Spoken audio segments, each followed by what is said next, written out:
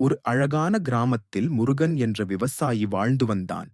அவன் தினமும் அதிகாலையிலேயே எழுந்து தனது வயலுக்கு செல்வான். அவனுக்கு விவசாயம் மிகவும் பிடிக்கும்.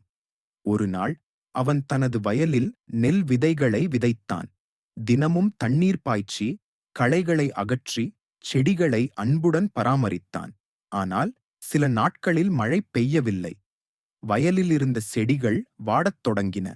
கிராமத்தில் இருந்த சிலர், இந்த வருடம் பயிர் வராது என்று கூறினார்கள்.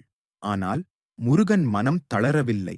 அவன் கிணற்றிலிருந்து தண்ணீர் எடுத்து தினமும் வயலுக்கு ஊற்றினான். நாட்கள் சென்றன. ஒரு நாள் வானத்தில் கருமேகங்கள் திரண்டன. பிறகு நல்ல மழை பெய்தது.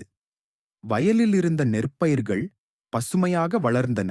சில மாதங்களில் முழு வயலும் பொன்னிற நெற்கதிர்களால் நிரம்பியது. அதைப் பார்த்த முருகன் மிகவும் மகிழ்ந்தான். கிராம மக்கள் அனைவரும் அவனை பாராட்டினார்கள். உழைத்தால் வெற்றி நிச்சயம் என்று கூறினார்கள். முருகனின் கடின உழைப்புக்கு நல்ல பலன் கிடைத்தது. நீதிக்கதை: கடினமாக உழைத்தால் வெற்றி நிச்சயம் கிடைக்கும்.